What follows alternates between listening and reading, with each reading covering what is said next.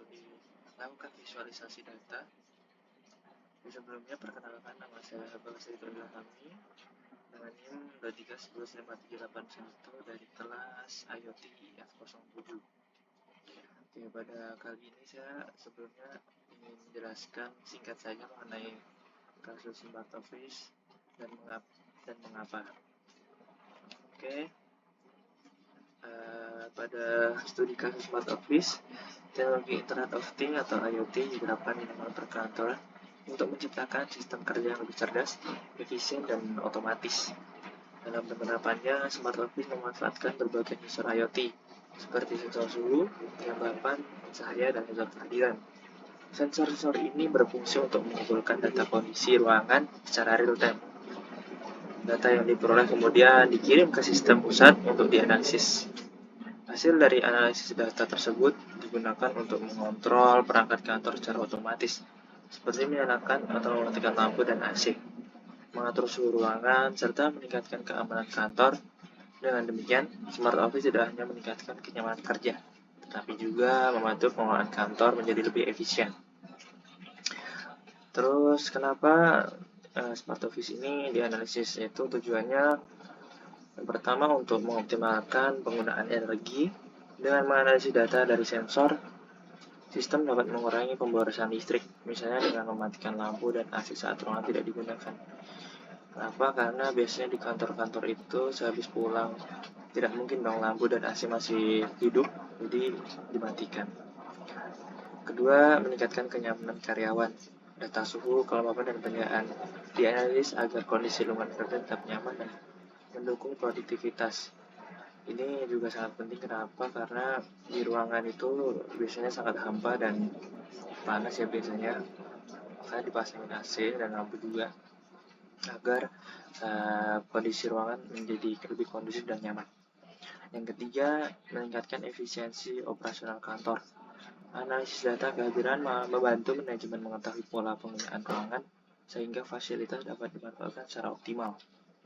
Yang keempat, meningkatkan keamanan kantor. Data dari sensor gerak dan sistem akses digunakan untuk memantau aktivitas di area kantor dan mencegah akses yang tidak sah. Yang terakhir mungkin mendukung saja agar kenapa saya pengambilan keputusan yang data ini dari AC dan cahaya. Informasi yang dihasilkan dari analisis data IoT menjadi dasar bagi manajemen dalam menentukan kebijakan dan perancangan ke depan. Oke, yang kedua mengenai tujuan dataset ini. Yang pertama saya akan menampilkan datasetnya terlebih dahulu. Ini pada dataset ini terdiri dari 30 baris atau bisa juga disebut observasi. Terus yang selanjutnya itu ada 5 kolom, ya ini dari timestamp, form ID, occupancy, temperatur, dan light. Oke, dari data-data ini bersifat time series ya. Ini asli, jadi berdasarkan waktu. Oke. Selanjutnya saya akan menjelaskan bagian-bagian dari hasil visualisasi saya di Google Colab. Yang pertama, sebelum kita memulai biasanya menambahkan data dari dataset yang kalian inginkan lah. Yang pertama itu sebelumnya kita menambahkan kode import pandas as pd, import matplotlib, pyplot as prt, terus langsung menambahkan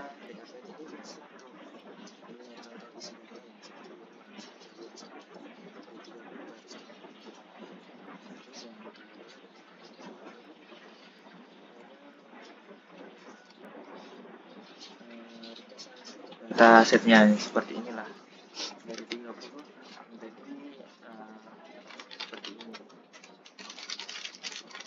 Terus ini bagian A, jadi visualisasi dan kehadiran. Oke. Yang pertama itu mengapa dijelaskan di sini Dari sibuk dan sepi analisis ini berfungsi pada tren kehadiran pengguna di ruangan A. Dari visualisasi dan perhitungan ditemukan bahwa jam sibuk ruangan mencapai pada pukul 11 dengan kehadiran 10 orang. Jam sepi ruangan paling sepi pada pukul 8 dengan hanya 1 orang saja. Ini bisa dilihat. Terus ini dari hasil analisis saya. Terus pada bagian B, analisis korelasi. Analisis korelasi antara kehadiran dan suhu. Pada bagian ini hubungan antara jumlah kehadiran okupansi dan suhu temperatur di ruangan A dieksplorasi.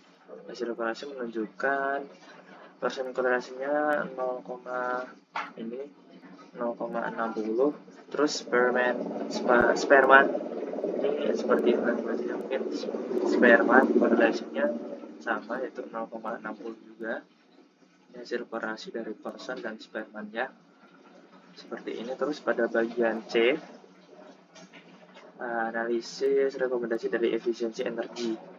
Oke, mungkin ini yang direkomendasikan tadi. Sebentar, maaf. Bagi bagian C ini analisis optimalisasi pencahayaan atau korelasi kehadiran dan investasi cahaya. Bagian terakhir ini menganalisis hubungan antara jumlah kehadiran atau okupansi dan intensitas cahaya atau light di ruangan A. Dari hasil ini ditemukan bahwa korelasi okupansi dan intensitas cahaya Persen mendapatkan 0,87 dan Spearman mendapatkan 0,88. Korelasi ini positif ya, sangat kuat. Jadi menunjukkan bahwa intensitas cahaya di ruangan memiliki respon yang lebih baik terhadap jumlah kehadiran pengguna atau karyawan.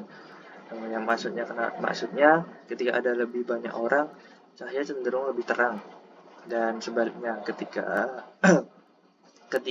orangnya sedikit atau karyawan sedikit, mungkin sedikit redup atau rada gelap. Terus kenapa ini? Jadi mengidentifikasi bahwa sistem pencahayaan sudah cukup optimal dan menyesuaikan diri dengan kebutuhan, berpotensi menunjukkan adanya sensor atau sistem otomatis yang bekerja dengan baik. Oke. Setelah itu sebentar. Setelah itu penutup, mungkin itu saja yang dapat saya sampaikan mengenai visualisasi data, analisis dari dataset Smart Office ini. Mungkin itu saja yang dapat saya sampaikan.